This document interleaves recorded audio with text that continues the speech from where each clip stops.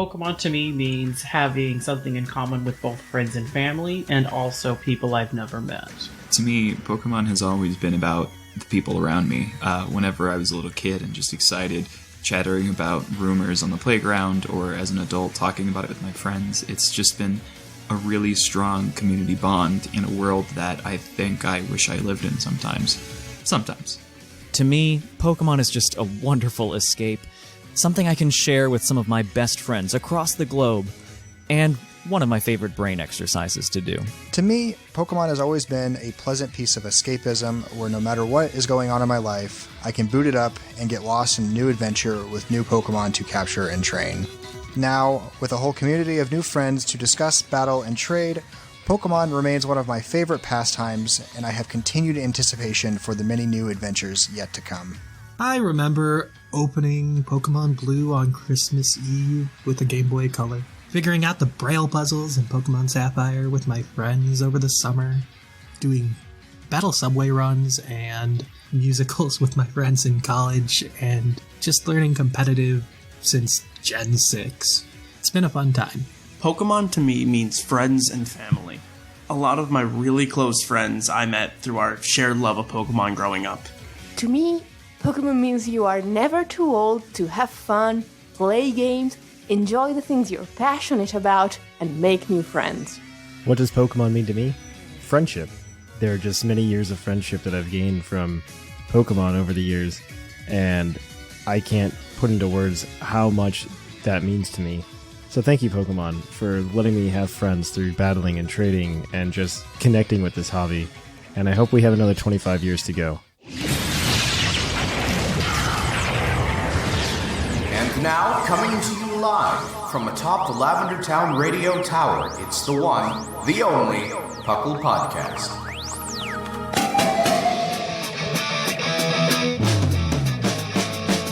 It's PUCL! PUCL!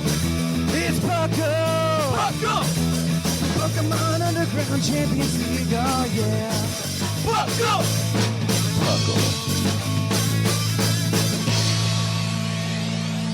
And welcome to the 482nd episode of the PUCL Podcast. I am your host, Trainer Thatch, and today on our feast of an episode, I've got the two co-hosts who know the most mo-hosts.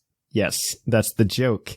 And we have, I don't know, I think you joined at the same time. So Seth Vilo. Hello, it is I, the Viloist of Seths, who nostos the mostost. Nostos the mostos. And then we've got Lynian. It is I, Lynian, the one who won't yes-and this oast joke. And we also Coward. Coward, yes. We have a great show for you today. This is the PUCL Podcast. PUCL, of course, standing for the Pokemon Underground Champions League, a nonsensical name we came up with in 2007. And we're doing this show live on Twitch today, so some of you have probably already listened to the show when it comes out on Monday. Some of you haven't. Other of you just didn't pay attention and didn't show up to the live show, and it makes me sad.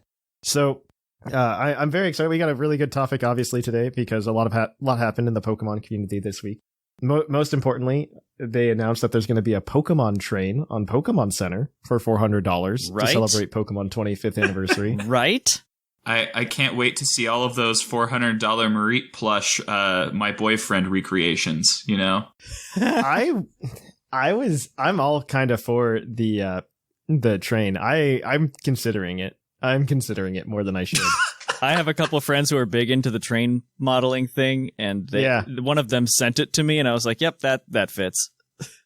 I'm legitimately thinking about it, mostly because I've been thinking for the longest time, at least for Christmas time, you know, like getting a train to put around the tree. Oh yeah, you know, and I'm always like, well, it's got to be like the right train. I don't want like one of those like Christmassy ones, you know. It's just got to be a train. And then like I saw that, and I'm like, man, dang, damn it. Man, that's kind of what I want.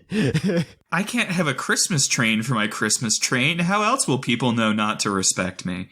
Well, I don't need people to respect me. I'm married now, so like the amount that I care about other people respecting me is pretty low. Fair assertion. It's very low. It's so low. You don't even know. It's so low. I just don't care. Somebody asked me, like, once I got engaged, you just feel like this weight lifted off your shoulders of like society needing to care about you. Frodo Baggins, it's over, it's done, seems very appropriate here. No, I mean, it's kind of what happened. Like, I'm not even kidding. Like, once I got engaged, I just felt this weight lifted that I didn't care what anybody anywhere else thought about me. I was just like, I won. Like, I've got my wife. She likes me. Well, at the time, fiance, and she likes me, and we're gonna spend the rest of our lives together. What do I care what everybody else thinks? I'm gonna just be myself and like what I like and do what I do. And that's why he still likes the Beach Boys. No, I just like the Beach Boys because the harmonies are really good. Like, we can talk about the lyrics, and the lyrics are definitely garbage, okay? The Beach Boys lyrics are garbage. But the harmonies are really good. Mm-hmm. I mean, they're very insightful. Christmas does come this time each year. That's not a Beach Boys song. Isn't? What? What? Yes, it is. Christmas comes this time each year? That's literally a Alvin and the Chipmunks song. It's it's a lyric from another song, from a Beach Boys song. I can hear it in their voice. I do not remember the title. It's on the Christmas album. Oh, are you talking about the Little Saint Nick where they just Yes. Little Saint Nick where they just sing that as like it. To make fun of Christmas comes this time each year, the Alvin and the Chipmunks song where they just like reference that? Okay, well then, poor example. We should probably... It was a very bad example. Look at us talking about Christmas in February when winter's about to be over. Well, I guess it's Pokemon Christmas, you know? It is kind of Pokemon Christmas. That's true. It is kind of Pokemon Christmas. Uh-huh. It is. There's so many presents under the tree for us this year. That's true. This week in particular. This week in particular, right? And not to mention the Post Malone concert that's happening later today. Oh, I'm excited. I liked the song he put out yesterday, 25th. I didn't listen to it. I did not listen to it. I enjoyed it. Is it? Well, I mean, of course it's good. It's Hootie and the Blowfish. I mean... But it's got Ecruteak City in it. I know, it's such a random pick. It fits, though. I love it.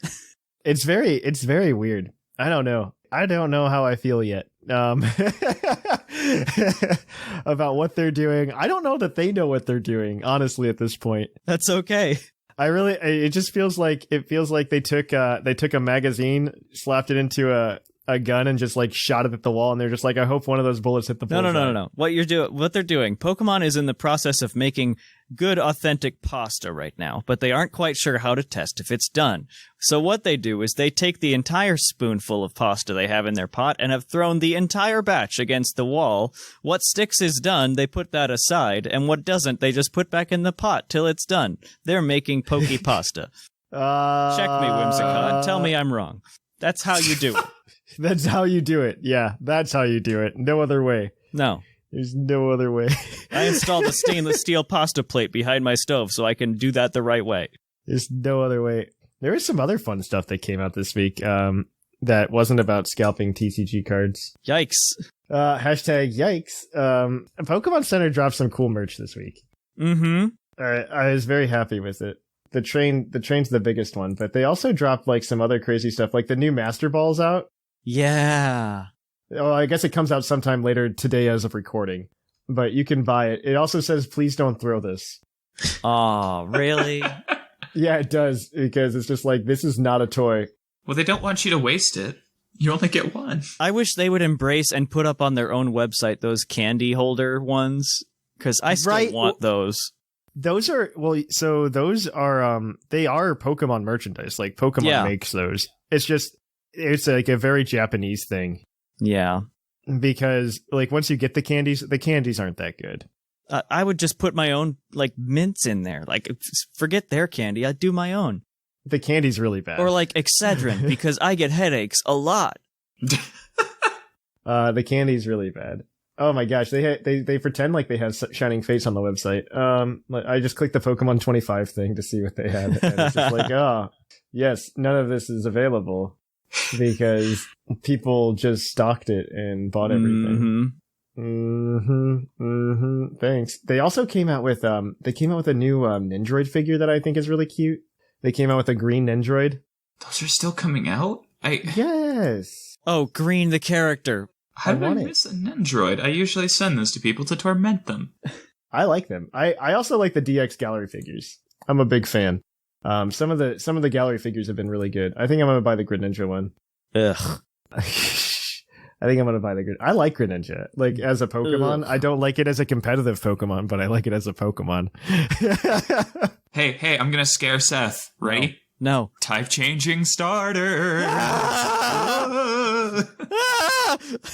No, not again. Oh, no. Not again. It happens. It's your dream, man. It's the dream. You want a starter that changes type. He wasn't even bad because of that near the end. It was Ash Greninja that was the problem. I know. I mean, yeah. I mean, he's Ash just Greninja scaring is me the because of the problem. rabbit, too. Yeah. The rabbit's not that bad. The rabbit got banned out of OU, Rabbit actually. got quick banned again. Yeah. Yeah, that makes sense. But in OU, but like the rabbit is definitely not nearly as bad as Greninja No, was. I agree with you. Cinderace was far more balanced than Greninja. Greninja could hold a life orb. Cinderace can't. Well, it was mostly that like Greninja was just like, oh hey, I have all the types in my pool, and nobody thought like, oh, maybe we shouldn't do that. And if I kill you, I get better? Better. Yeah. Better. Which one am I? Ha ha ha. Yeah, yeah, exactly. Any Pokemon with two forms like that are the worst. Yeah. Any Pokemon like I'm putting Charizard in that camp as well. Mm-hmm. Because you're just like, I don't know which one this is, and I can't game plan. Yeah. And it makes me sad. It makes me very sad. They put some really dumb things in this Pokemon 25 thing. Well, yeah, like it's just like you guys should have more than this products, because like it very quickly goes. It's like, oh, Master Ball. Oh yes, the train, and then it's like Shining Fates. You know, all the stuff you can't buy. Yeah. Mm-hmm. And then like Appleton plush. Yeah. And then here's some pins you can buy, and it's just like, okay, so you guys didn't put out any products. I want that understand. Appleton plush so bad. It's so cute. It's only $78. It's out of stock. Oh, it is out of stock. I can't buy it. I hate that they have all the out of stock stuff on this page. Yeah. That bothers me. I dislike you, Pokemon. I dislike you. Do this right. The description has big round body, looks like an apple pie. Or should we say, quote, apple pie symbol? Oh my gosh, I hate you. I didn't say that. They did. All right. So this is a good place to stop. And let's kick it on over to the news. So let's cue that epic music.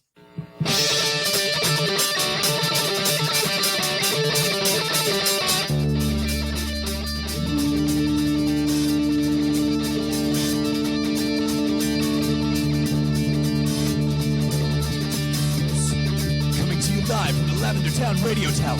This just in. And welcome to the news.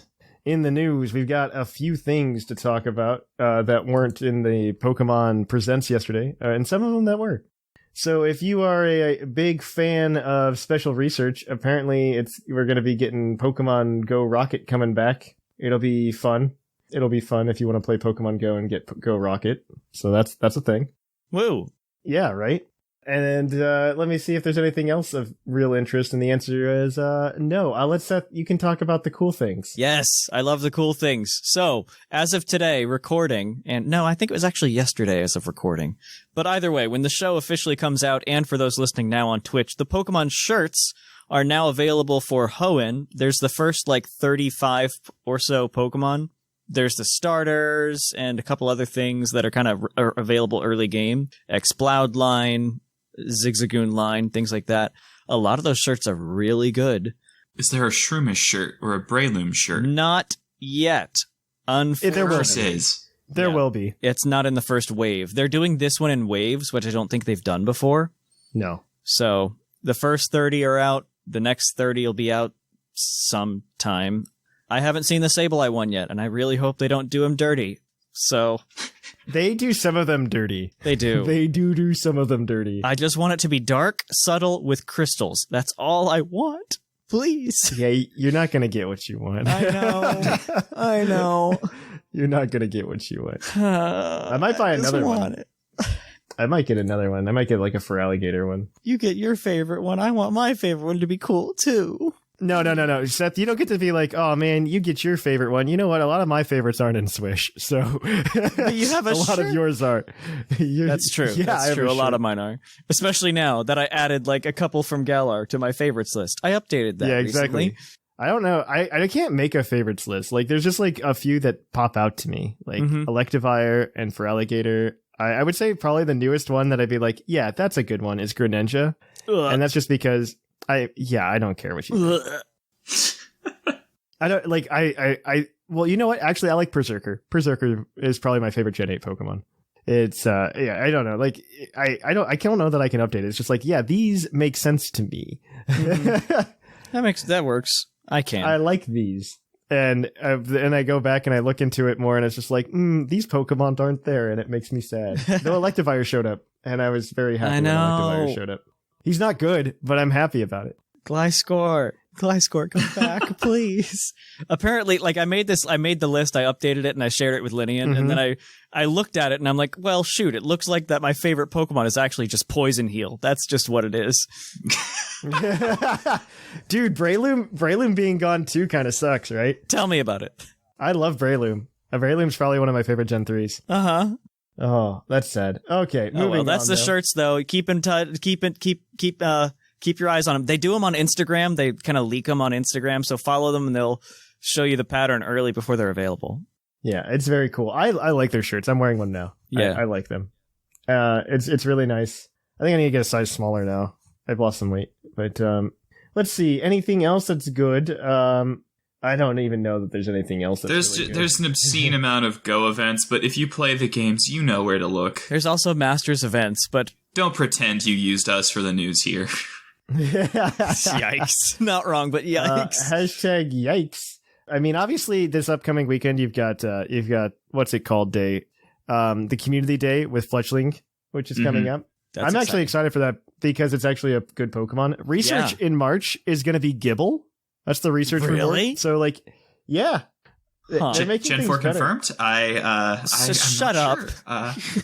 And then I think anybody saying that, except for the Twitter account of Pokemon, is dumb. But that's fine. I'm dumb.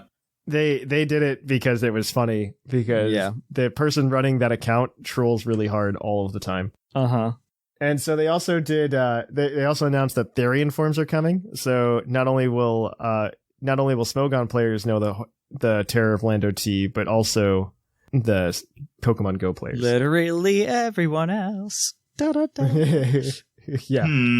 Pokemon Go players will know the Terror of Lando T. I doubt it'll be as good in Pokemon Go, but no. It's also Pokemon Go, so like, what are we doing here, right? Yeah. So what are we doing here? I don't know what we're doing here. All right. I think that's most like the big stuff to cover. Other than Pokemon Snap, I wanted to cover that in this segment because we have obviously a lot of other things to talk about in the topic. And Pokemon Snap's already been revealed to us a few months ago, or a month and a half ago? Something like that. A bit ago. Yeah, a little bit ago. So Pokemon Snap just dropped a new trailer with some updates because they're just like, you gotta know some more about Pokemon Snap, which I'm very excited about. They're hyping it up a lot. And I just don't want to be let down because, as I've said before, at least in Discord, you can beat like OG Pokemon Snap in like 4 hours. And that's like everything. You could 100% that game in 4 hours. Wow. Yeah. It's not that long. Like, I just remember a lot of things that seemed like they took forever as a kid was because you weren't playing video games for that many long stretches as a kid. Yeah. Yep. And I remember just like casually playing with my friends. In college, we played Pokemon Snap and we started the fresh save because we're like, yeah, this will take a little while. We started on like Friday on a Saturday at like noon, and by 4 p.m., like after lunch, we were done before dinner. And I was like, oh, maybe this game wasn't as long as I remember it being as a kid. Well, there looks like they said there were 200. Yeah. Pokemon. Oh yeah. It's already like 4 times larger. Right. Yeah. And they showed off the Illumina orbs, which like let Pokemon glow. They seem to be like proper cutscenes. There were multiple times of day. There was Minior, so it's already perfect. Bias. It's got a lot of cool things in it. I'm really excited for it. Just in terms of Pokemon, the Illumina orbs are really interesting because it's like, hey, we took Pester Balls but made them not something that animal lovers will come after us for using in 2021. Yeah. What if we made pester balls not morally dubious? Yeah, that's essentially that's like when they said it. I'm like, yeah, this is because like I'm just like you can't throw a pester ball at something now and not get in trouble for it. I mean that's the true. It's the true statement, right? You have to be like, oh man, we have to do something nice and safe, and so you throw the Illumina orb, and then they glow in the dark a little bit, and. It's kind of like pre-editing, though, in a sense. I don't know if that was a feature in the original Snap. I played it for about 20 minutes one time. Oh, there's no editing in the original Snap. But like having the feature Pokemon that you want to have be the center of your photo glowing is just really cool, in my opinion. And all the editing features, too. This becomes less sounding like to complete it and get the photo decks or whatever, and more like let's just actually take the best picture and put it up against people who has the best picture of this. Mm-hmm. So... I like how it's kind of changed that direction a little. It was very reminiscent of the Blockbuster thing that they used to do, where it's like, hey, take your game over to Blockbuster and go ahead and print your pictures off and have fun. Uh-huh. I want to buy one of those kiosks, man. Real bad. And now that you can upload it like directly to social media through the Switch itself. Yeah, you could already do that with the capture button, right? You could already send things like that. What is the capture button if not tomorrow's Blockbuster? Right? If not, it's Blockbuster. It's going to go the way of Blockbuster here soon. Yikes. Yep. So, bankrupt button on your Switch, right? Every time you press it, you just hear sobs. That button was offered to buy Netflix for $50 million. Wow. All right. So, it's actually really interesting. It does sound like there's going to be some differences in areas, like it's going to be nighttime versus daytime. I don't know. I'm excited, and I think a lot of us are excited in general. Yeah. Yeah, right? I think I'll get it. Who thought a rail shooter would be a really good game in 2021? Right? Like if somebody was just like, oh man, rail shooter, that's the type of game that's going to do really well in 2021. I would be like, no, what? No, nobody wants to play Time Crisis 18. They want to play Call of Duty, and they'd be like, no, but this one has Pokemon. And you're just like, oh, I understand. Oh, there it is. There's the reason. Got it. That makes sense. That makes really good sense. So, Pokemon Snap. I mean, new Pokemon Snap is a game that everybody's been wanting, and I don't expect like any innovation compared to OG Pokemon Snap. I expect no innovation. The innovation that I see happening is like, hey, you can crop and edit your photos, because the zeitgeist doesn't let you do what you did in 1996 or I guess not 1996, but 1999, I believe is Snap release date, because it was based on film cameras back then, because people used to use film, and now you don't use film anymore. What's a film? Something that you can't go to see anymore because of COVID. Yeah, but you can still buy popcorn at the movie theaters. I did that yesterday. I make my own. I do make my own typically, but my wife gets mad because she thinks I do it wrong. Flavicol. That's the answer. You're welcome, everyone in Flavicol. Yeah, and you can buy like a lifetime of supply of Flavicol for like $16. And it's only like a quart container. That's it. That's a lifetime supply. I think I was born with all the clavicle I need, just the one, but, nice to know you could buy them. Flavicol. Different market. Yes. Yeah. It was different market, okay. Lynian. We don't go to that part of the internet. Yeah. But it's got, I mean, I'm excited for Pokemon Snap. Same. Oh, you might be able to make vegetation glow, they say in the press release. Ooh. Wow, good for them. Well, I mean, what is Vileplume but a vegetation? The professor's name is Professor Mirror, but what if you use a mirrorless camera? Pokemon photography is evaluated on the subject's poses. I'm going to be more upset that you don't get like the really dorky music from the original Pokemon Snap. and you get like the Professor Oak from the anime. Like they got the anime actor to do the voice. They did. It was great. Did they really? It was like wonderful. Oh wow, I didn't know that. Yeah. Oh, dude, a lot of the games that they came out with in like early Pokemon, there was a lot of anime influence, obviously. Like Pokemon Puzzle League on Nintendo 64 had a ton of anime references, and they grabbed anime voice clips, I think, for that one specifically. Wow. This is a fitting section for me because this is all news to me. I'm done with you. All right.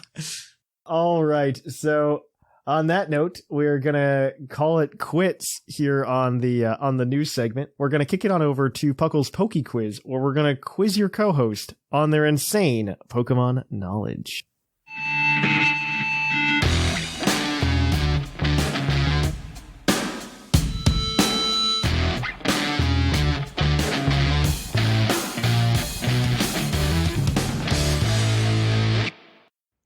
hi, and welcome to the Poke Quiz, the part of the show where we quiz our co-hosts on their insane Pokemon knowledge. I'm Mark, here to explain the rules. Our fabulous co-hosts will work as a team to answer 5 Pokemon-themed trivia questions that fans have submitted on the Discord server. Each question is worth 1 point, with Pokedex and multiple answer questions worth more, for a total of 7 points. The host can use a free hint at any time. If they get all the answers correct and do not use the hint, they can cash it in for an 8th point. Welcome to PUCL's Poke Quiz. Thank you to Mark for reading us those wonderful rules, as he always does. And if you guys are ready, I have questions for you from the community over on the Discord server. Yeet. Our first question this week is going to come from Skullmane Banky. And he wants to know, what is the only Pokemon unable to learn a single status move? Huh. Well, it's not Tynamo, which would have been my first thought. Yeah, I know that for a fact. It's not Magikarp, because that's got unknown. No. It's not Pyukumuku. It's unknown. Oh, unknown. I thought you were just saying you didn't know. No, it's unknown. It only knows Hidden Power, which is an attacking class. Perfect. There we go. Unknown is correct. Unknown is unable to learn any other moves other than Hidden Power ever. Apparently, Beldum gets it through move tutors and TRs. So there you go. Huh. Yep. So that's good for you guys to know. So you were 1 for 1. Our next question is going to come from Coil Builder. What is the only move capable of raising your accuracy by 2 stages in battle? Acupressure, I think. Yeah, acupressure. Is that your final answer? Are we just going to go with that? Yeah. Acupressure is correct. Hone Claws, Coil, and all Z moves that raise accuracy only raise it by 1 stage. Z moves. Let's not talk about those anymore. Those don't exist. All right. Your next question is your Pokedex entry question, as always. If you ride the struggle bus too hard, I'll get you another one. Yee. But this one comes from Spike. It's Pokemon Pearl. Pokedex entry reads, the mother puts its offspring to sleep by curling up around them. It corners foes with speed. Who's that Pokemon? What? The mother puts its offspring to sleep by curling up around them. It corners foes with speed. Who's that Pokemon?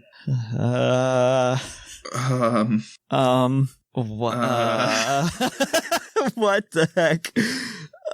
Pearl entry. Okay, so it's not like some kind of creepy Mienshao.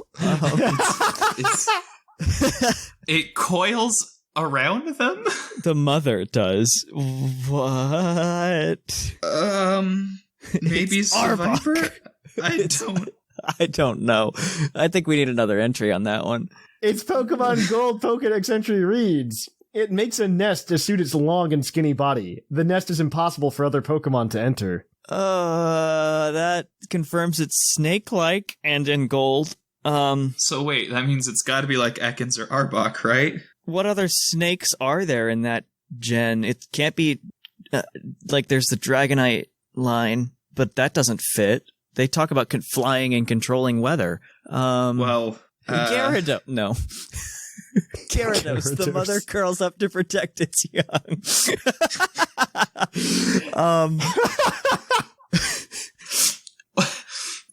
And it's not heart gold, right? It's just gold. Just gold. Yeah, just gold. Just straight up gold. What other snakes are there? I don't know. Dratini? I don't think they would be that nice to a poison type in Gen 2. No. You know? And Arbok is like, I've got patterns that are spooky. I we're gonna feel really dumb. We're gonna feel really stupid. It's like, I'm gonna need an answer then, guys. Do you want to just? I don't know. Do we want to just say forget it and go Arbok? Arbok, sure. It doesn't seem very motherly, but all right, Arbok. Arbok is unfortunately incorrect. The answer is Furret. What? Oh. Furret. Furret does those things because Furret is a Furret. It does have a long body. Yes. I forgot those were Pokemon. All right. Your next question is your multiple choice question, or multiple answer question, I should say. You will have to give me, I believe there are 1, 2, 3, 4. There are 4 answers to this question. Oh, actually, no, I'm not going to use that one. I'm going to use this one that has 1, 2, Oh man, there's 7 answers. You get 3 points. So you get 1 point for 2. You get 2 points for 4, and you get 3 points for all 7. That's how this is going to work. You're going to have 3 strikes and then you're out. You're going to have to lock in every answer. This is from Bilingual. This is, what are the 7 evolution items that have additional effects aside from causing evolution when held or used? Dragon Scale. Yep. I said yeah. Metal Coat. King's Rock. Yep. Deep Sea Tooth. Deep Sea Scale. Razor Claw, Razor Fang. Yep, that's 7. Are you locking those in? Yeah. They're all correct. Yay! Dragon Scale increases the power of Dragon-type moves. Deep Sea Scale and Deep Sea Tooth double Clamfurl special defense and special attack, respectively. King's Rock adds a 10% flinch chance. Metal Coat increases the power of Steel-type moves. Razor Claw increases a critical hit ratio. And Razor Fang adds a 10% flinch chance, same as King's Rock. Yay! Whoa. Razor Fang is accidentally in the code of Sword and Shield in the battle tower. One of the opponents actually holds Razor Fang.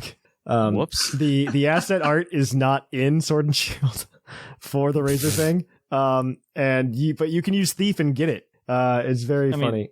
Get it is a loose term because you just give it up at the end, right? But you have it. Yeah.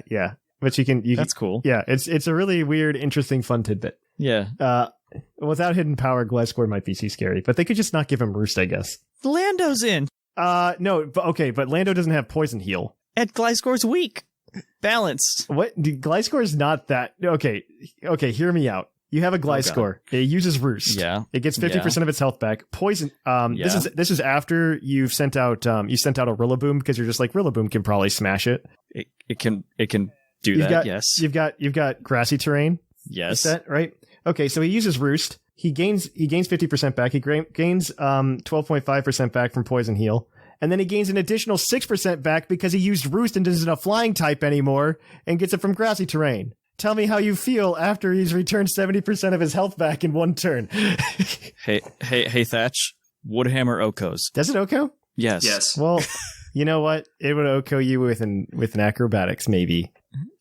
Well, if it has a held item, if it has a Toxicorp, no, it would not. It's got the poison Toxicorp. So. It flings. It uses fling. Oh, that's there we go. Oh, yeah.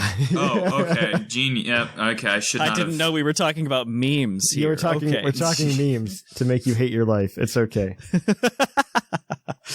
All right. So you guys are 5 for 4, and we're gonna go ahead with the base stat question today. Your base stat question is gonna come from Liger, the man, the myth, the legend. What bug-type Pokemon has the lowest defense stat of all bug-type Pokemon? So we get to use our hint because we can't turn it into a point, right? Yeah. Oh, that's true. Yeah. Hint me. It's the lowest evolution. And it's, I believe, a pure bug type. Oh, okay. Is it? It is pure bug. Maybe Blip Bug? It is pure bug? Yeah. What are the first stage pure bugs? I think it's Blip Bug. Is that pure bug? Yeah, it doesn't gain psychic till later. Yep. And on top of that, it has like incredibly abysmal stats all around. Mm-hmm. Like I think if it doesn't have the lowest base stat total of all bugs, it's close. It's Sunkern levels of bad. Oh wow. Okay. Any other weird, random like Caterpie? No. Well, Thatch would know Caterpie's a full bug type. He wouldn't have hesitated. Bug is a shape after all. You've got to figure out. Bug is a very powerful shape. So yes. I'm good with Blip Bug. I can't think of anything else that sticks out that's pure bug. The other things I had in mind were bug something. Then Blip Bug. Yeah. Blip Bug. I feel real dumb when it's Wurmple. Is correct with a base 20. Also, Blip Bug. So the follow-ups are Weedle and Ladybug with 30. Surskit with 32, Caterpie, Wurmple, and Snob at 35, and surprisingly, Pheromosa at 37. Oh, yeah. So keep that in mind next time you want paper. Yeah, that's right. It's just made of paper. Absolutely. So that is this week's PUCL's Poke Quiz. You guys are at, that was how many points today? 6? 6. We're gonna say 6. It's gonna totally matter. I'm sure these points will matter for you. We are going to go ahead and add them in, and it does change who got second place. Whoa. Yes. In first place, we have Whimsicott with 25 points. Holy. In okay. second place, we've got Lynian with 14 points. Yay. With 14. Tied for third place, we have R Sigma and Seth Vilo with 12 points. With 6 points. God. In fifth place, Whimsicott, cool down. Jeez. In fifth place, we have Sublime with 10 points. In sixth place, we have Claude9 with 6 points. And tied for seventh, we have McGee and Jushura with 5. Basket and Dr. Shamu have yet to get on the board. I'm just going to go on the show 43 times so I can win the tournament. I think it was one show that none of you signed up for. This is what it feels like to be the NPC who's like arbitrarily low on the high score rank so that the player can succeed, you know? All right. On that note, then, let's go ahead and say this is it for PUCL's Poke Quiz. And tune in next week for more Poke Quiz action. We're going to kick it on over then to the topic. Don't forget to check out the PUCL YouTube this week to catch another extended mailbag. We have a few more emails to get through, so be sure to check it out, PUCL Podcast on YouTube. On to the topic. And welcome to the topic. Our topic today is obviously all of the Sinnoh nonsense that happened this week, with both the reveal of Brilliant Diamond and Shining Pearl, and also Pokemon Legends Arceus. I keep calling it Legends of Arceus, by the way, and I'm not ashamed of that. It's Arceus. That's what it's supposed to be. It's been pronounced officially many different ways. You just do it. It has, yeah. The reason I go Arceus is Type Null and Silvally. Arceus system. Arceus, exactly, yeah. I call that the canonical pronunciation because of the Arceus system. I 100% agree, but then you just said Arceus, so liar! Because it's so burned into my brain. Exactly. I cannot promise what I will call that Pokemon. I will call it all of the variations. I'm going to call it Silvally 1.0. Silvally 1.0. It really seems like they're setting up for a series with that, and I'm interested. We'll talk about that in a minute. First, I want to talk about probably the less exciting thing that's happening is that Brilliant Diamond and Shining Pearl were announced as Gen 4 remakes, which are coming out later in 2021, which is interesting. I don't expect it to be the November release, especially after seeing the game. Yeah. Especially after seeing the game. The art style is super weird. I think we can all agree on that. Yeah. If you actually put it side by side with OG Diamond and Pearl, though, it's a pretty faithful recreation. So yeah, it really is. It's a really faithful recreation in 3D. So good for them, I guess. It does apparently have Sword and Shield style battles, which is interesting in of itself. I think it's mostly because there is one Pokemon engine, and they just run everything on the one Pokemon engine. Yeah. Right. So, except minus Overworld. I mean, obviously they changed the Overworld, so is more gritty. I'm okay with it. I'm not personally upset with it at all. Somebody, I believe it was Osh, posted a tweet where they just changed the lighting of the scene and it looks way better in the same art style. So if they would just, maybe they'll fix that. I don't know. I think more exciting about, so there's a few things I want to talk about here. First being that in the press release, they call these true to the originals and they don't claim that old fans are going to find anything new. Yep. I noticed that. Yep. Red flag alert. I don't know. The thing that worries me the most, well, not worries. Worries the wrong word, because I'm not that strongly worried. I'll buy them because it'd be nice to. In my personal experience, I love the concept of having all of the old games being able to connect to home. I really dig that concept, directly to home instead of having to go through all of these convoluted transfer methods to get Pokemon up there. So that I for one would have really liked to see a Pokemon master collection where I could have just played Gen 3 game ports on and thrown it up. I think the thing that concerns me most is they're calling them Brilliant Diamond and Shining Pearl, and they don't feel like they're anything different right now. And I'm gonna the innovation. Yeah, I'm very much gonna say right now. Yeah, we just got told they exist. Yeah, that's really all they did. They said they exist. That's about it. They don't really seem that brilliant, and nothing seems shiny. Yeah, the one thing that was noted on Twitter was that somebody found the NPC that's exclusive to Platinum. They give you the Grenadilla flower. Yeah, I saw that. gives you the Gradacia flower. So maybe there's hope that it has platinum enhancements. I think that's the weakest NPC to tell me there's platinum enhancements.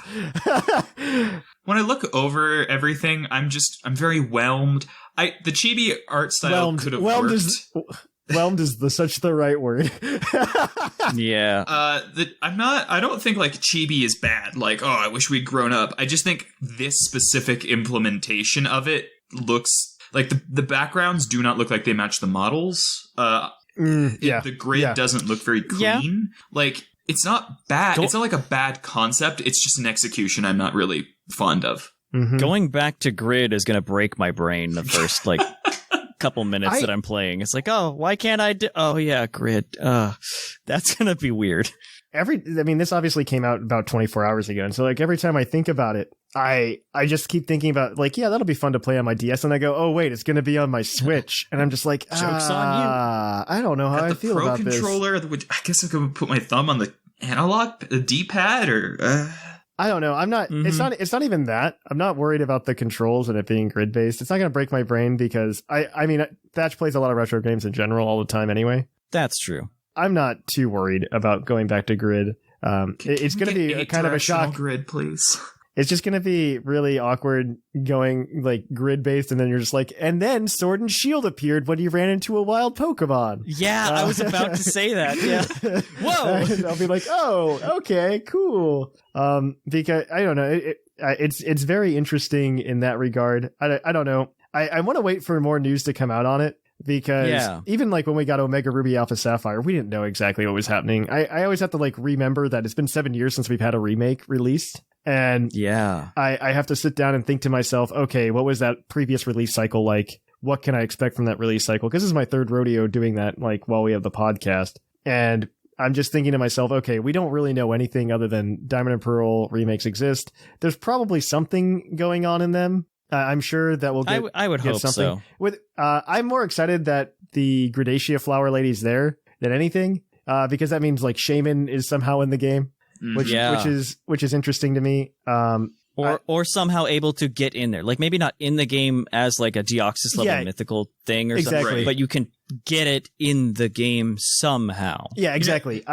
Which implies home connectivity. Oh, I absolutely believe home connectivity is a given. Oh, absolutely for home. I'm hoping that they will continue the recent trend of unmaking something mythical, like they did Keldeo and they did Deoxys. Shaman would be the perfect one, honestly. I think Shaman and Darkrai are both really good candidates. Yeah.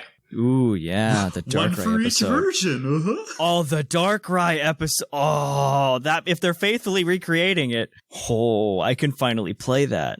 Darkrai is really a cool idea in general, and also with Cresselia, it should have been not mythical because they're like two halves of the same coin. It's really odd that Darkrai and Cresselia are both different Pokemon. But another interesting point is they made a very bold point that this wasn't developed by Game Freak, rather ILCA, which is known for helping out on various other projects. They keep including home. Yeah, but I feel like that's a weird one to be like, yes, the designers of your Pokemon storage system have made a full game, and it's just like, okay. Was Monolith Soft busy? Yeah. I feel like this is more they made that a big thing. I could be totally off base here, but I feel like that's less, it's Ilka, yay, and more, it's not Game Freak like you asked. Yeah. So we can focus on other things. This is your wish. Now see what you like about it. I really hate feeling that a little part of me just thinks like they're doing it to be sassy, like you said. I really don't like that. This is what you asked for, we know it looks jank. Don't blame us, it was Ilka. Yeah, they can't lose with this approach. Like, it's either, cool, they did what we wanted, or, oh, boo, it isn't what I want, and Game Freak still wins by them saying, yes, we know it's not what you want. They have British accents now at Game Freak. We know that's not what you want. What's really cool to me, and, like, this is definitely just, like, a me thing, and I know there's some other people that worry about it. Like, it's really cool that almost all of the Pokemon, at least, are in the Swish engine then, at that point. Yeah. They exist. Whether or not they come to Swish is another question. I'm not going to hold my breath for it. That's my other worry. the only thing I really so like let's assume that they faithfully recreate it and you get Diamond and Pearl national decks, right? Mm-hmm. So you get the OG 493. Yeah. And at that point, I think you're only missing like 63. Mm-hmm. Like if that trailer would have shown like a Minior, I would have been like, cool, I'm feeling better. Because like I don't need all of the Pokemon to come to Swish because I can understand something like Unknown being a huge complication. Right. Mm-hmm. Because I believe Diamond and Pearl are gonna have Hidden Power as a move. They will in that game, yeah. In Diamond and Pearl, they'll have Hidden Power as a move. But I was just like, oh man, it'd be really cool to just be able to complete the national decks within a generation and send them to home. Like that's that. Like at that point, like maybe this is just me being desperate and being like, this is like just the bare minimum. This is all I want. I hope they'll be able to be sent to home, and then I hope that from home they'll be able to transfer. Like they'll have to touch home before they get to Swish. Yes, I agree which with solves the Hidden Power problem. I would be okay. I don't know if like because this is me. Like obviously, I was hit really hard by Dexit, right? And at this point, I've just come to the realization because this is really eye opening to me from a huge perspective on what Pokemon's trying to do. Yeah, I understand now. I don't know if I like it, but I understand. It is the answer I'll give because it's too early for me to like make that determination. Mm-hmm. But I understand because before, like, we were very closed-minded. We're just like, oh, they're only going to have traditional Pokemon games. This is stupid. It doesn't make any sense. And now we've got something like Pokemon Legends where it's just like, oh, this is a very different experience. Yeah. Mm-hmm. And so the idea of them just being like, oh, hey, maybe we don't get all the Pokemon in Swish because Swish is like their competitive engine that they're going to run in forever, until Gen 9, whenever that may be, comes out. And we get slow updates and stuff like that in that game forever moving forward. Because, I mean, it would be a really way to like hype up Diamond and Pearl being like, hey, you can catch those Pokemon and move over to Swish. But it was at the same, but you could leave out something like Unknown, right? Because like, who cares if you're bringing Unknown to your competitive game at that point? Right. Nobody's running Unknown in VGC. I think that would be an interesting moniker or something to do. It would give a tie into the season or whatever it is changing in October when this game presumably, or close to when this game presumably comes out. Yeah. I don't expect this to be the Black Friday game for Nintendo this year. Especially after seeing Diamond and especially after seeing the graphics. I'm like, aha, this is definitely not like it would have been fine on the 3DS.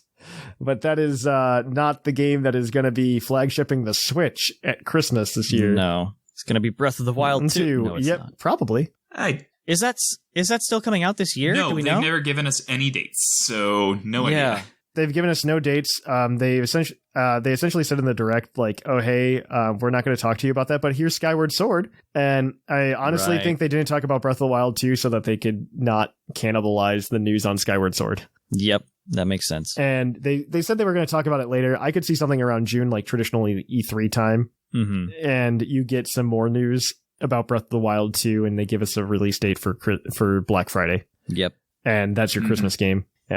Shipping along a Switch Pro or some nonsense that doesn't exist. Yeah. And then Arceus for, not Christmas. Arceus is early. Spring. Yeah, that's we haven't had a Pokemon game get released that early in a long time. I have a couple more points on Brilliant Diamond and Shining Pearl, and then we can break down Arceus. Absolutely. Go for it. So there's a few things there. I have open questions. I don't know what they're going to do. These are just things that I thought about immediately with in a quote unquote faithful recreation. How do you handle certain things in the modern era? And one of them being, do you use the platinum decks? I hope to God you use the platinum decks. You please. Please use the platinum decks. 2, how do you handle Pal Park? Because I don't know how you handle Pal Park. What's Pal Park going to do? You have to do something with Pal Park. Followers? Just have chibi Pokemon followers? No, you're thinking of Amity Square. You're thinking of like the Hard Home Park. Pal Park was the transfer station. Yeah, Pal Park is how you transferred from the Game Boy to the DS. Is that just going to be the to home system? In Let's Go? Why would you? I don't know. You're thinking of Go. Let's Go doesn't need it to go to a place to go to home. To go to home, you just need to have the save file and then it grabs it. No, he's saying that when you import stuff in from Go, Yeah. I don't know if they're going to let you do that, only because Go has found a really good moneymaker in forcing people to pay. No. I just mean like the same kind of. I just mean the same system. I'm not saying transferring to Go or something like that. I just don't think they would do that, just given how home integrates so easily into the box system. Yeah. Why fix something that's that what I'm saying. broken? Yeah, that's what I'm thinking. Yeah, true. Unless that's how you get it from home. I don't know. I'm curious. Maybe we can get like an expanded Safari Zone or something. I don't know. Yeah. Or they just don't put it in. Like, yeah, well, they want it to be as faithful as possible, right? So as possible. If it's a no longer needed mechanic at all. I know. But it's just something that I'm putting in the back of my head. Like, what do you do? Absolutely. Yeah. Then there's how do you handle the Pokemon that were exclusive to the GBA slot? So for people who aren't aware, because Diamond and Pearl launched originally on the DS, you used to have a Game Boy Advance cartridge slot on the bottom. And if you were to put in Fire Red, Leaf Green, Ruby, Sapphire, Emerald into that cartridge slot, you can get different Pokemon to appear on different routes. And some Pokemon, like Gligar, are exclusive to that feature. Yep. I mean, I think that's solved if you just go with the Platinum decks. I think that's solved. I think they could also just, have them normally appear as if everything was inserted and then just have things show up. I agree with that 100%. I hope that's the way they handle it. Better. Yep. I would prefer that they took the Platinum decks and they did the split with the regionals and stuff like they do with Diamond and Pearl and do that. If your Switch has save data for Pokemon. Oh no, not that again. No. But yeah, those are like, these are just things running around in the back of my head. I'd like to hear, I'm still curious. I'd love to hear them tell us more about it.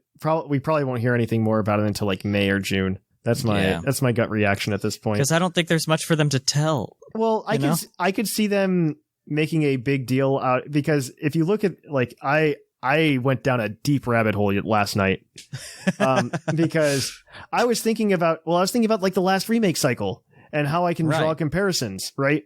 Because I mean, it's Pokemon, so things have changed, especially in the past 7 years. But I've been thinking to myself, I'm like, oh man, like what kind of slow roll can we expect? Because I remember it was a big deal. They made a big deal out of Omega Ruby Alpha Sapphire being like, oh hey, you can complete the national decks between X and Y and Omega Ruby Alpha Sapphire. They made a big deal about that. But they didn't announce that was possible until like literally a month before release. Mm-hmm. And I was just like, okay, so if they were to do something like throw Minior in or throw Crabrawler in, it's not going to happen for a while. I mean, Crabrawler fits in really well, in my opinion, but you could but I mean, we're not going to know for a while because we just know that, hey, we've got remakes coming. They've got Dialga and Palkia. We don't even have cover art yet, which is very surprising. Oh, shoot, you're right. They don't. Oh, wow. We don't have cover art. I wonder if that's... No, they wouldn't. No. Okay, so calm down. We also we didn't get cover art for Sword and Shield for a very long time either. So just kind of keep that in mind. That's true, but Sword and Shield's like a new... Because like we did we get Omega Ruby Alpha Sapphire, I think? Yeah, because they showed primals. Yeah, they showed the primals immediately. Yeah. But that was like the last time we really did, because even into Sun and Moon and Ultra... Well, I guess Ultra Sun and Moon, they had the cover art finalized, like they showed it off with the finalized cover art. Yeah. It's something to keep in mind, but that's kind of where I want to leave it. We can leave it there, and then when we get more news, we can be like, yes, this is a very cool thing we can talk about. Pokemon Legends, I think, is honestly the more exciting thing to talk about anyway. Yes, the meat of this episode. I think it's far more interesting. Yeah. From so many levels. One, I'm very curious on who's developing it, because we heard Junichi Masuda is helping direct/produce whatever Brilliant Diamond and Shining Pearl are. We got no information on who is directing Pokemon Legends Arceus, or Arceus. There we go. I honestly wouldn't be surprised if that was also Junichi Masuda, and his role in the Shining Diamond is they call him on his cell phone and be like, hey, when you led Diamond Pearl, what did you do here? They just put his name on so it adds legitimacy. I could see him as a producer, because the thing that I'm very curious about, and this, you guys can definitely disagree with me here, because this is just me like shooting in the wind. They had that interview with him like in the lead up to Sword and Shield, or part of the Sword and Shield press release tour, where he's just like, I don't like running large teams. It's neither good nor bad. It's just, well, it's bad for what Pokemon's becoming, but it doesn't mean that he's bad at his job, right? Yeah, right. Because those are two different skill sets. I think running a large team versus running a small team are two different skill sets. Yeah, right. Especially in something this collaborative. Yeah, and I would really, really, really like to see some quote unquote fresh blood who's not Amori. Like, not saying that Amori's bad either, but Amori obviously likes a very specific style of game, or it has shown that, at least. Yeah. In the past. He likes to build 4 islands and make you go to 4 islands. they didn't announce it, which makes me think that, hey, maybe somebody new's involved and they don't want to reveal it yet. Or maybe somebody else, like the Breath of the Wild team, for better or for worse, is involved. Yeah. Or, you know, being the pessimist, maybe they don't want to announce it so people can't complain to that person. Like, that's a real thing now that we have to consider. I think this is really interesting, especially with it now becoming a part of, like, is this core series or not? And people say it's core series. Right. That's fine. I don't care. It's so interesting. I think we can put to bed the is it core series thing, though. It doesn't have multiplayer, so no. I don't think you can call it core. The multiplayer thing is really weird. So yeah, to clarify, this has been shown to not have multiplayer. I don't know if it's just a typo or not. No, it's on multiple product descriptions, and Merrick confirmed it through like pre-ordering things. It's just not. It doesn't have multiplayer. It's a one-player only game.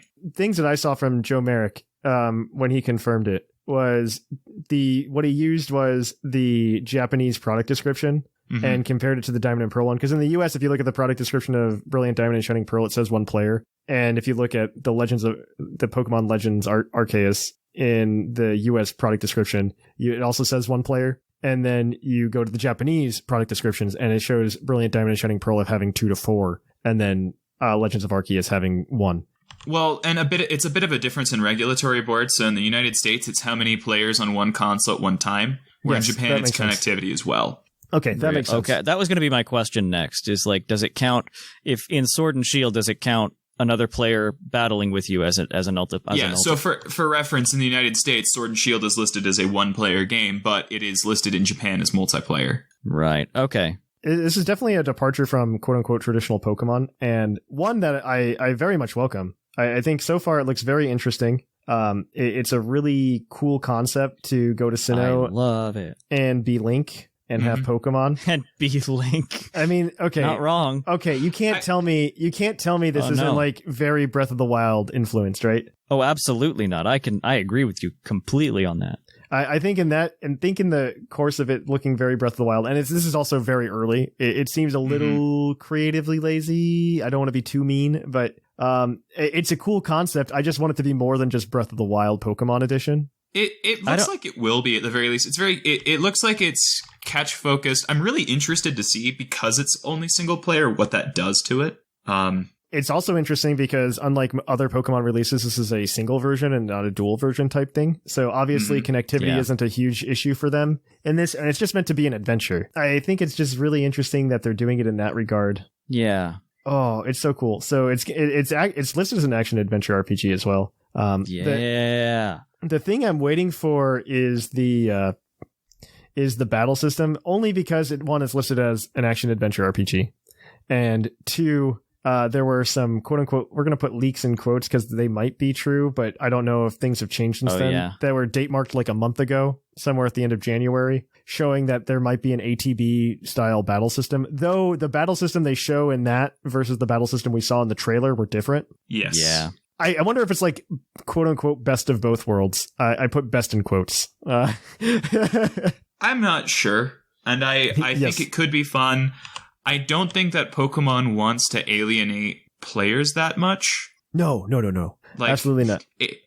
ATB is harder. Like, there is a legitimate accessibility issue with ATB systems, and Pokemon gets by because you don't have to have reflexes to play Pokemon. Yes. Though I would say maybe, but this is the older Pokemon that the fans want. And yeah, it makes it inaccessible, but that's by design. They make it so that it's inaccessible to the people who Let's Go is marketed to, and accessible to us maniacs who want something very immersive, very real world, very seamless, very gritty.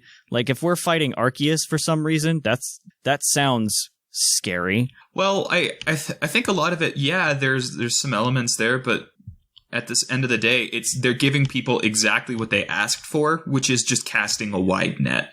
Yeah, I mean, and you take damage. Like, they said that, where the Pokemon, if you don't have a Pokemon out, they will attack you. That was in the that wasn't different. In the trailer. That was in the same alleged leak that had the ATB system. No. That was also I think that was also in their website. It's not in the website. It's not on the website. Really? I've gone through the website. I thought it was. Okay. But yeah, that's gritty Pokemon. That would be. We don't know if that's there. Yeah. I wouldn't be surprised if that showed. I wouldn't be surprised either way if it showed up or if it didn't show up. If that makes sense. Mostly because those documents are quote unquote month old, and this game is still a year out. Yeah, almost exactly. Yeah, I'm predicting probably Pokemon Day around Pokemon Day 2022, or or like March 18th, 2022. I would say more March, honestly. Just given standard release schedules in the industry. Mm-hmm. Yes, March 18th. It sounds right to me. I don't know why. It just sounds right to me. And we'll see. We'll see. This is such an interesting concept. This is kind of what I've wanted for the longest time. Like I've been mentioning, I don't know if I've mentioned it on the show or not. I probably have. It's been a long time if I have, but I would love for them to take their existing universe, their existing characters, of which they have almost 900 now, right?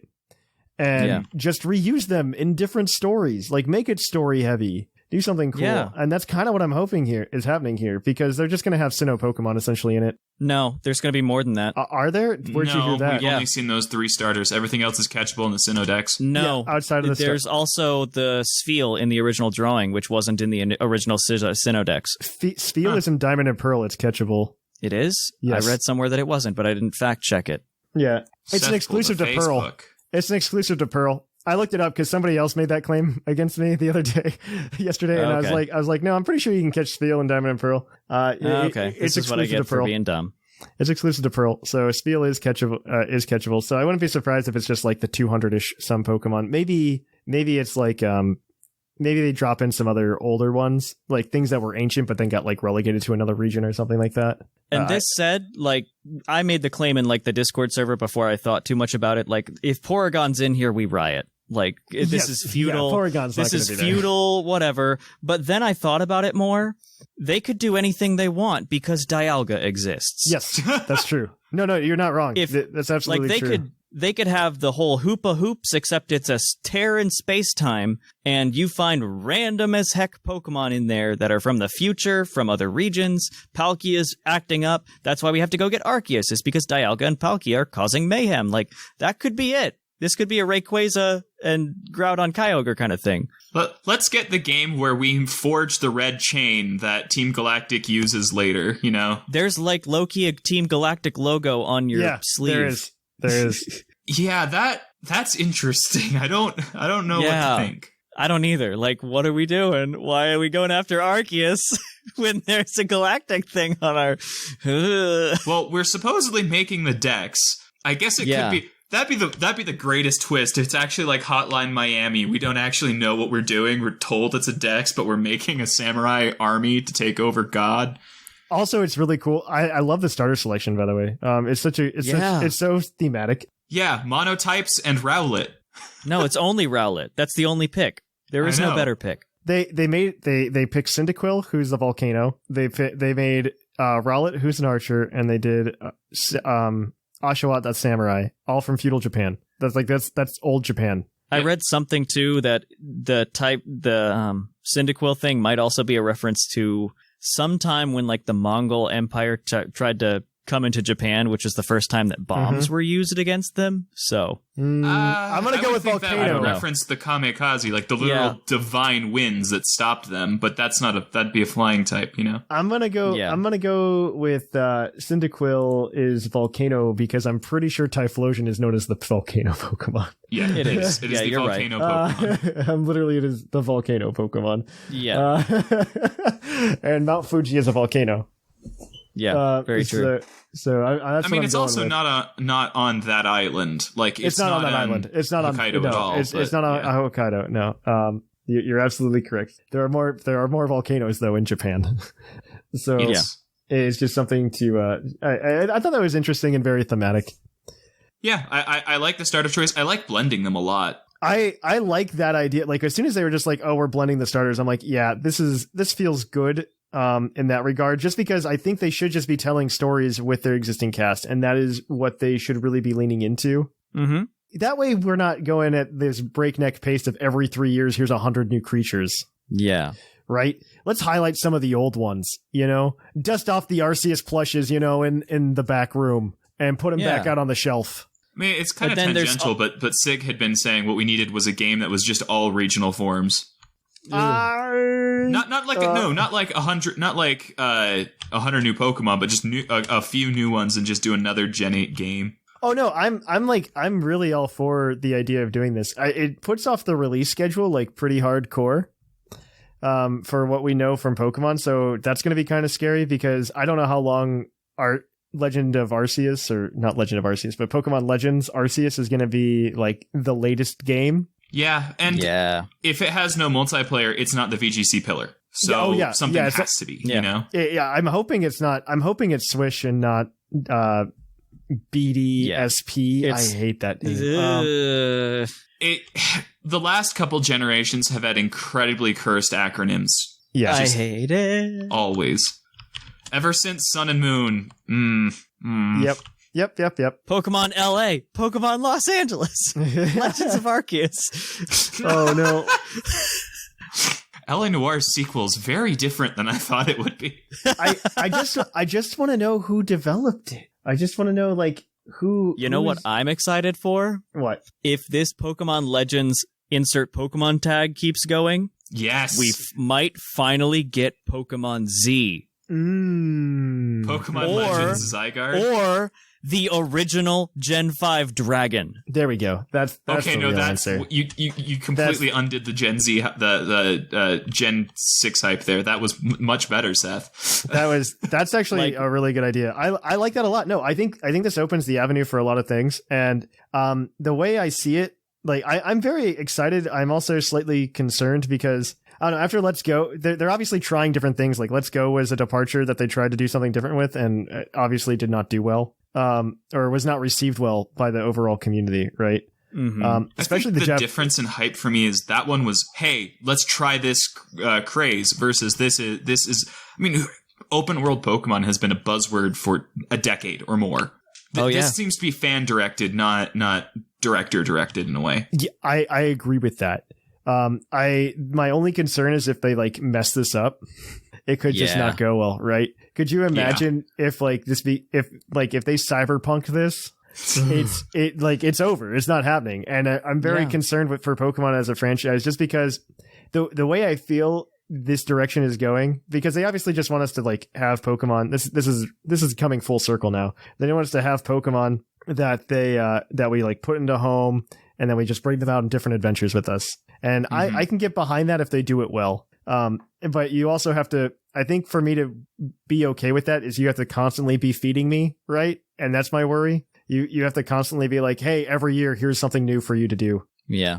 I'm worried about that. And if they can maintain something like Pokemon Legends, like, is it going to be possible? And we are very much on the precipice, Blades, of tapping out of our origin pulse in order to ascend to a new level of Pokemon. Oh, well, I don't think this is like only what Pokemon is at this point, right? I think this, because you made a really bad joke yesterday. Oh no.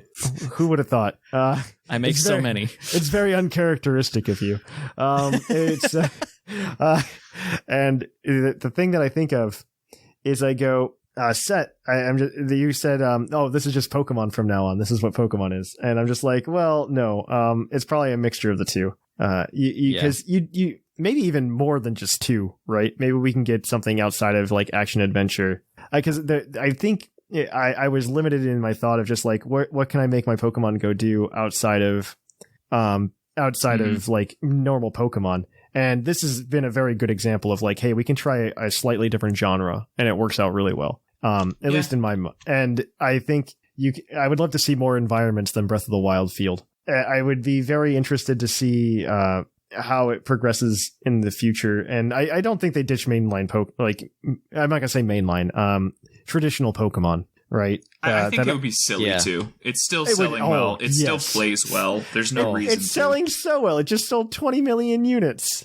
Yeah, there's no reason not to. It just sold 20 million units. Yeah. It's ridiculous. I've got a question for you, Thatch. I might have an answer. What do you feel about the Pokeball? I actually really like it. Mostly because we haven't had like a lot of new Pokeball designs in a very long time. And I love new Pokeball designs because my thought is obviously Legends of Arceus will probably connect to home, right? Maybe. I'm going to make that assumption. that all Pokemon products made by Game Freak and I guess now Ilka. Yeah. Ilka would make sense now that I think about it because they did Home, but go on. Yeah, but I imagine all of those products are going to connect to Home because the idea is, hey, I went on this adventure with these Pokemon, now I can put them in the game, right? Yeah. And it's kind of like Let's Go to an extent, right? Like you can put your Let's Go Pokemon in Home. Why couldn't you put your Pokemon Legends Pokemon in Home? It's a big deal, so you can throw your Arceus in there after you catch it because that's obviously what the end game is, right? Yeah. There's a reason it's not in Swish yet. It's for this. I also think this is a really cool spin for a Pokemon Go player, honestly. Like, do you want a Pokemon Go player to come play your game instead of pandering to them by making the exact same game on Switch? You make a game that's more focused on catching. I think that's also a good concept. But I think you like send your Pokemon to Home. What was the question? You had a question, and I don't know if I How do you feel it. about the Pokeball and its departure from apricorns? Oh, departure from apricorns I'm okay with. They weren't really they haven't really been riding on that since Gen 4 anyway. Do you think we're going to get the Pokeball crafting system you always wanted? No. Go out, get some wood, and get a zipper. And no, I don't think we will as much as I want it, but I'll this would be a great place to put it, right? Yeah. I'm interested to see how it works going forward. Will we make medicine to heal our Pokemon in the wild? Like, is that what the cooking was introducing for us? Maybe.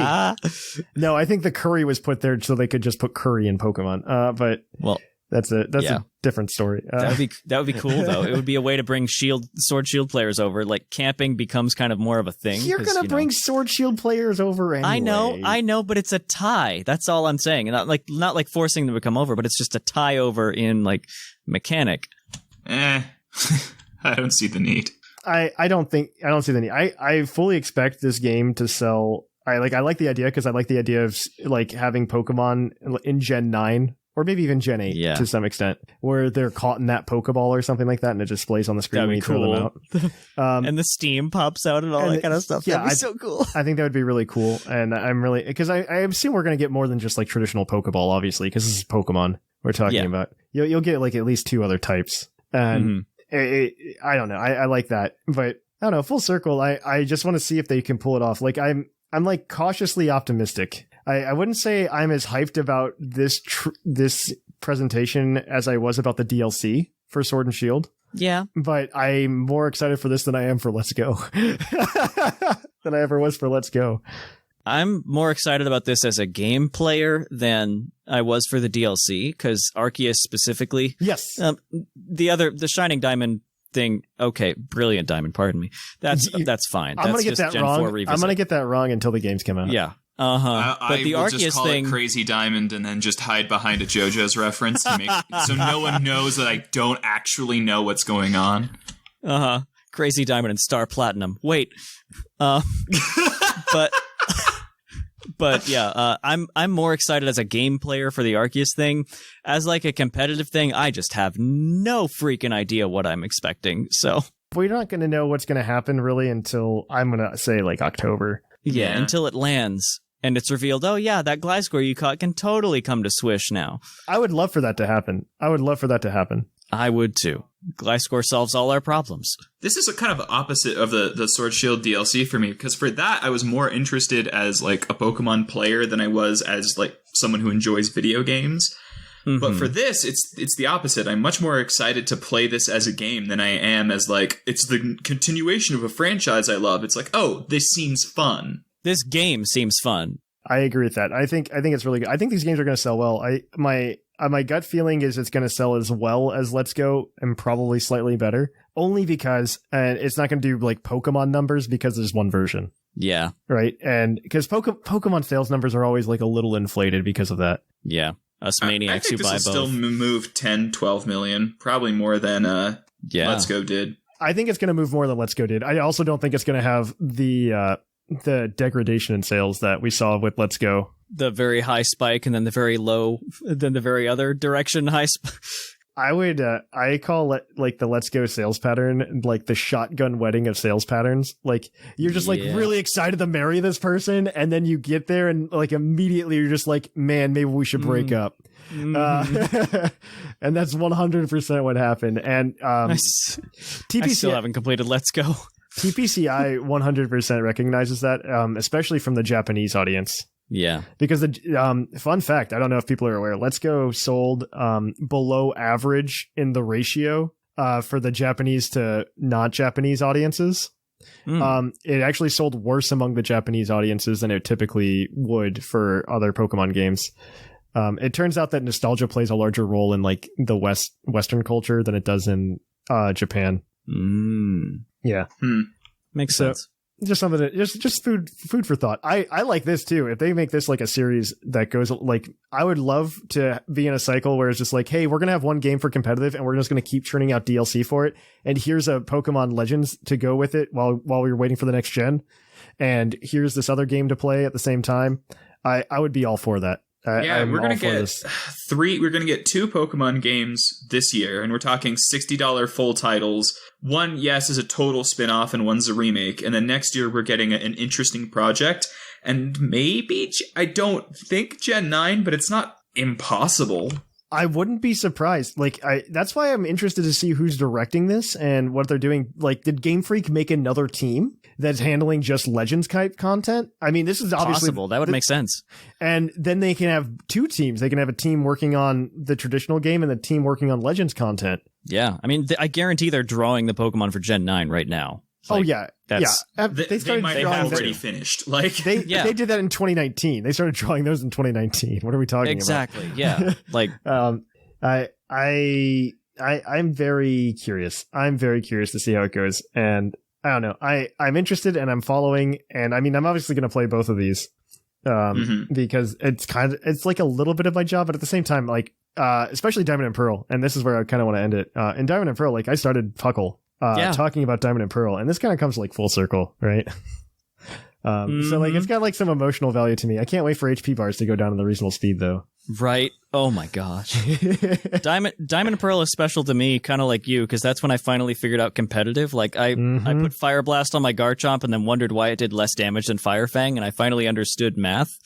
So it's really special to me because this is where my true part of the hobby really launched off. I think that's what happened with a lot of people. Yeah. Pearl version was the first video game that I ever paid for with my own money. And I got Sunstroke doing stuff to get it. Man. Like this is a game that I'm excited for nostalgically a little bit too. Nostalgically, I'm very much excited for this. So we'll see. Yeah. I think this is a good place to stop though. And we're going to kick it on over to the Pokemon of the episode. We will catch you guys on the flip-flop. Poke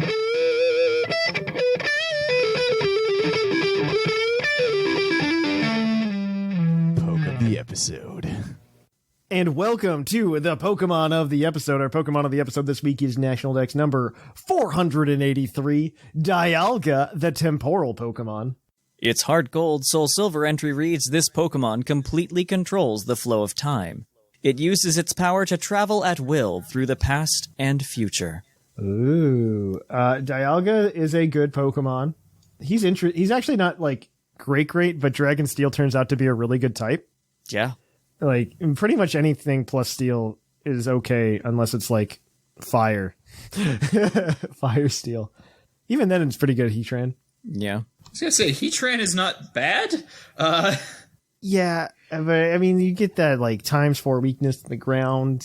Meh. And it's a problem. But either way, like Steel's just really good. Yeah. Right stack attack. Oh, Steel Rock. Okay, that's the one. That's poor Aggron.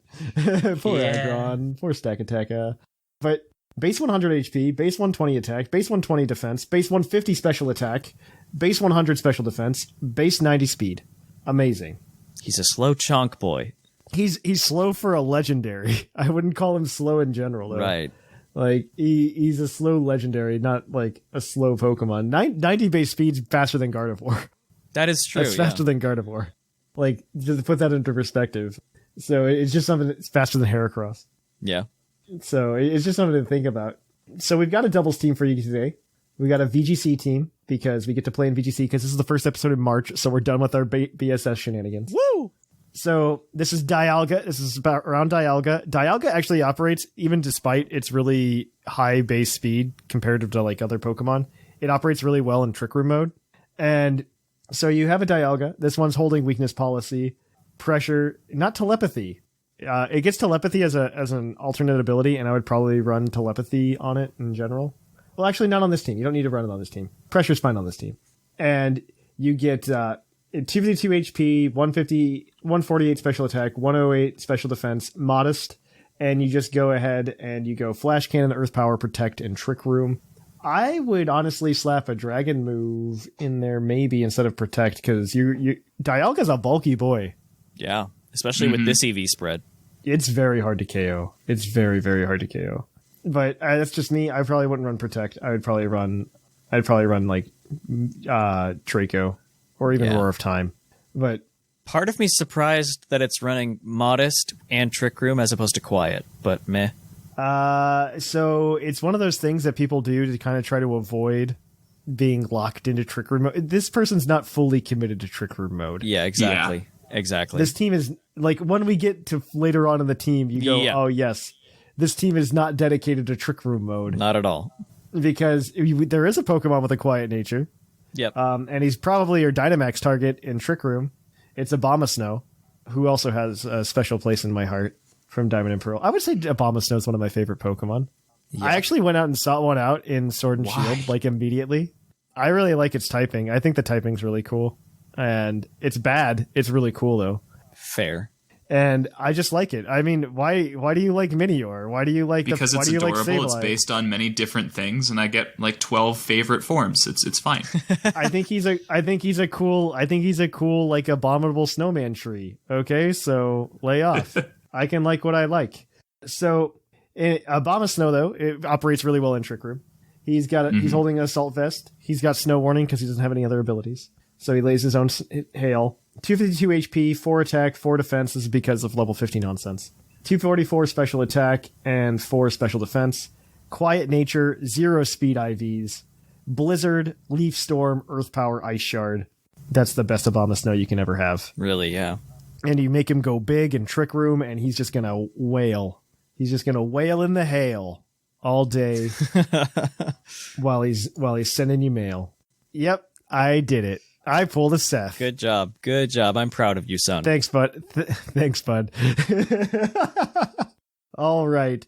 So, I don't know who has the next one. I'll let you guys fight and punch each other over it. Lynian, you take the fast boys.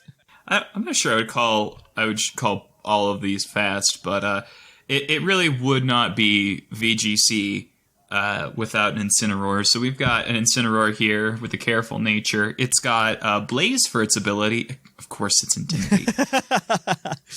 It's got 244 HP, 4 attack, 52 defense, 156 special defense, and 52 speed. Those are very particular numbers that I don't know. We don't know either. We pulled this all from a rental team. Yeah. Yep. It do thing, and it do thing very specific. You'll get to figure it out. That's the challenge. It's got a Citrus Berry to keep it alive. It's got Flare Blitz. It's got Darkest Lariat, Parting Shot, and Fake Out. It is, Incineroar. Mm-hmm. It's doing Incineroar things. It does. It comes out. It Parting Shots to make your opponent's attackers not attack good. It Fake Out to make you not have to worry about their move unless they Dynamax, and Flare Blitz and Darkest Lair to just dual stab. So it's actually more offensive than normal. He attack good. He attack bad. He is do good. I imagine he's anti-Calyrex measure. Is that a fair assumption? It's probably a fair assumption. Just click either Flare Blitz or Darkest Lariat, depending on which Calyrex is in front of you. Yeah. It won't do too much because it does only have 4 attack, but whatever. We also have a Landorus. Landorus is actually Landorus Incarnate. I was lucky that the Go forms were in the news. Otherwise, I would not have remembered they're called Incarnate. Landorus Incarnate, it has Sheer Force as its ability. It's running a Choice Scarf. So we've got 28 HP, 12 defense, 224 special attack, 4 special defense, and 220 speed. Landorus is one of the few things that can do a special Sheer Force well that isn't a Nido. So you've got Earth Power, you've got Sludge Bomb, you've got Psychic, and you have Stone Edge, which hits something. I don't know what. Ho-Oh, things like that. Ho-Oh is the real big one. Ho-Oh is a big threat. Yeah, that answers it. It's a decent Dynamax user. It's got Sludge Bomb, boosted special attack as it attacks. It's got Earth Power. It'll be an okay, but you'll lose your Scarf to do so. Ho is super scary. Mm. Ho is so most of the problem with the Legends in this format have just been that the bulky ones that aren't Zacian win. Yeah. Mm. That's kind of how it works. Like, you just go, oh, hey, what can't be wailed on hard? Yeah. And you go Solgaleo and Dialga and Ho-Oh, and that's about it. Steel Necrozma, maybe? Necrozma's worse than Solgaleo. You might as well just run Solgaleo. Really? Wow. Fair enough. Okay. You might as well just run Solgaleo, because Solgaleo's base speed's faster. It actually speed ties Urshifu. Oh. And Necrozma's a little bit slower. Fun. Yeah, it ends up being worse. Solgaleo's better. It's like Metagross but good. Metagross is still good, but this is just like better Metagross. Metagross, but better. Better gross. Yeah. Mm-hmm. All right, so the last two Pokemon, we've got another genie. It's Thundurus Therian, the snaky one. It's got an Expert Belt, the ability Volt Absorb, obviously. EVs are as follows: 20 HP, 12 Defense, 220 Special Attack, 4 Special Defense, and 252 Speed with a Timid Nature. Gotta outspeed them things that aren't named Garchomp. And it's got Thunderbolt, Grass Knot, Weather Ball for a good strong ice move in Hail, and Protect. That's Thundurus. It's still got Bolt Beam coverage, sort of, technically. Weird. Mm-hmm. It's just there to go fast and hit things hard. That's just what the Thundurus do. Like with base 145 special attack, it's going to do that. And then we have our support Pokemon in Tapu Fini, holding a Wiki Berry so they can research things on the internet really fast. Misty Surge is the ability. EVs are as follows: 244 HP, 12 Defense, 4 Special Attack, 220 Special Defense, and 28 Speed with a Calm Nature moveset of Dazzling Gleam, Nature's Madness, Heal Pulse, and Haze. Ooh. What does Wiki Berry actually do again? I forget. Is that just one of the heal berries? Oh, Wiki, yeah, it's just a heal berry. Okay. Yeah.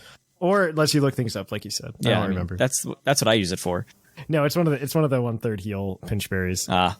Yeah, much like reading a wiki, it's very dry. Yeah. Yeah, I don't know if that's the dry one. They actually do have flavors, right? It's purple. No, Wiki Berry is dry. I know that. It's for making beauty blocks for my Milotic. It's purple, yeah. Is it? Is it dry?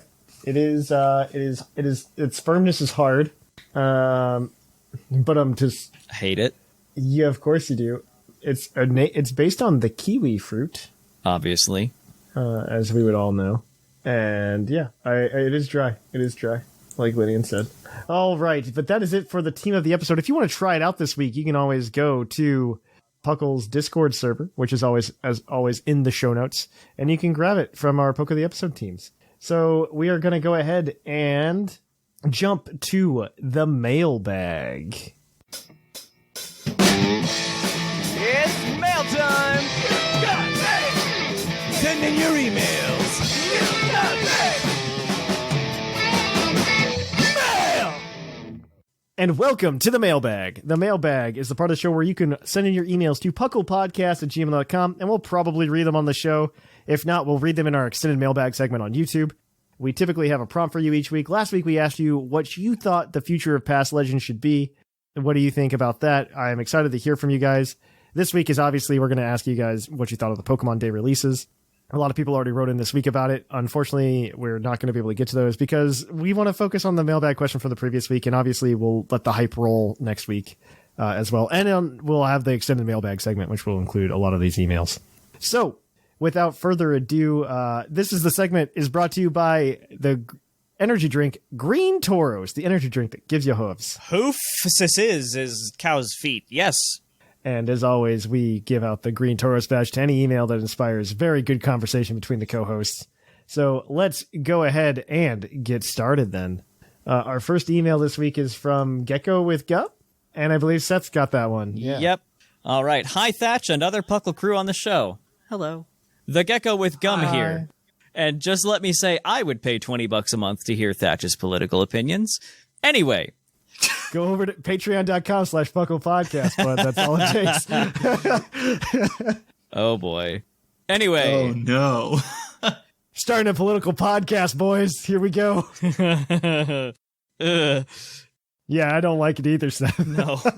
The political puckle, oh no. Political. That's in India. Political. They get mad at me occasionally. Oh, yeah, that's right. Okay. I have beef with the People's Union of Civil Liberties. It's okay. Anyway, I've been listening to Sins last summer. I feel like that's a typo. And I feel as if I'm having more fun with Pokemon but now I feel bored whenever I play, asking for suggestions. Now, on to the topic. I personally think that getting some revamped Ultra Beasts would be nice, and to possibly make a rock or fire type Zygarde would be cool, and a poison type Suicune too. I don't know what that one's. Suicune? Suicune. Oh, that's probably it. Suicune. I assume that's what that spelling is trying to contrive. Yes. That would be cool. That's all. Thanks for reading. It's been Gecko with Gun. Cool. Cool. We appreciate that, Gecko. Yeah. Imagine an alternate form Zygarde, just depending on where the cells manifest. Ooh, that would be cool. I think Zygarde cells are a really cool concept that obviously didn't get the time they deserved. I'm watching you, Pokemon. Always watching. What we need is 70% Zygarde, so it's half snake, half robot. I need one more. Okay, let's see. Zygarde with arms. All right. This next one is from WBlazer5. I love that because it reminds me of the early 2000s as a username. No, it really does. It really does. It does. Genuinely, I appreciate that. All right. So this is, he says, greetings and salutations to Thatch and co-host of PUCL. WBlazer5 here, writing in for the first time. As a first-timer, I'd like to start off right with a bit of gratitude. I've been listening since November of 2020. That is not that long. Welcome. But okay. welcome. But random dunk. No. I'm not. It's not to be like, oh man, I like it. Long, New fans are awesome. Welcome. New fans are good. That's not that long. I'm amazed that people still find us and still like me. Okay, because it kind of sounded like get old, pleb. No, get old. No, that's not the intention. And really glad I started as well. I work for a package delivery service, and having some fun, consistent Pokemon content to listen to while working was very helpful for stress levels during Christmas, especially with the insane numbers that 2020 brought. You know what? That's the reason he found us, because he's just I want something to listen to. That makes sense. I'm glad we could bring you hours of not boredom, hopefully. So thank you for that little gift. In regards to the past legends, I'm in agreement that adding regional variants is probably the best way they'll continue going forward. Maybe not the box art legends, but maybe the lesser trios and whatnot that they found outside the main storylines. Another way they can inject life into them is give them more side quests, but just like Arceus maybe. Hey. And gain the chance to battle them. And I love the way Crown Tundra handled the legendary quests and even enjoyed the sealed chamber back in the day. But I'm not enough into that'll happen every game, as it feels more of a Zelda quirk than a Pokemon one. Man, you wrote this right before everything happened, and it's probably what's happening. But it's definitely something I'd enjoy. One last thing I think they should continue to do is to breathe a small bit of new life the way the legends and the remakes are handled. Kind of seen in Heart Gold, Soul Silver, and definitely prominent in Omega Ruby, Alpha Sapphire. They definitely embellished the stories surrounding the box art. Legendaries, and managed to make them feel more mythical to me. So with the announcement that the remakes are officially on their way, I'm excited to see what they might do to add on to the lore of these majestic creatures. Oh boy. Well, that's all I've got. Thanks for reading and delving into these thoughts of mine. One last thing though, as I'm a musician and new to the podcast, who did the music for the main show? Super catchy, and I really enjoyed the parodies. Hey! Smell you later, WBlazer5. The answer is Bocephus and the Thunder types. I'm just really glad that they didn't assume it was you again. Yeah, they assume that a lot. People assume that a lot. Just wait till we unveil the Gilbert Gottfried intro bits. I don't know how I feel about doing that yet. It might happen. It might happen. The price isn't high enough to scare me away. The price is right. It's not high enough to scare me away. For those of you wondering, you can get Gilbert Gottfried to read words that you write for $150. It's not that expensive. That's it? Yeah, it's not that expensive. Yeah. Somebody did it to like make fun of a guy In the that Smogon was running forums? in the Smogon forums. Thank you for updating the viability list. Follow the OU rank Thank you, viability ranking. Finchinator. It was so good. It was so When good. are They, you like, going burned to him- ban to ban Toxapex? Toxapex. It was really good. It was really good. It happened. When are you gonna ban Toxapex? But no, the answer is I would love to. I think Legends is something that I didn't even think about, but Yeah. that is something that is a good way to quote unquote refresh old Legends and reuse them. I really think Pokemon should be reusing their cast Yeah. to tell stories, because we've always complained that the stories in the Pokemon universe have always been the weakest part of it. And I think if they take the time to go ahead and really just use the characters that they already have and flesh out those stories, that's money. That's money. And I think the Legends is a really good way to do it. And like every time we could just get something new, something different. Like I would love to see Pokemon Legends Volcanion, or something like that. Like all of these mythicals that we never got anything for. Z, the original Gen 5 Royal Dragon. Those are the juice. I love it. Those, I think those are more reaching for the stars than just being like, yes, I would love lore for existing mythicals. And this is just me tempering my expectations. Yeah. Not saying that you could be wrong. The more I think about like Legends as a series, the more I'd be really interested in seeing them. I'm torn between being interested and deeply afraid of seeing a pre-European contact Alola.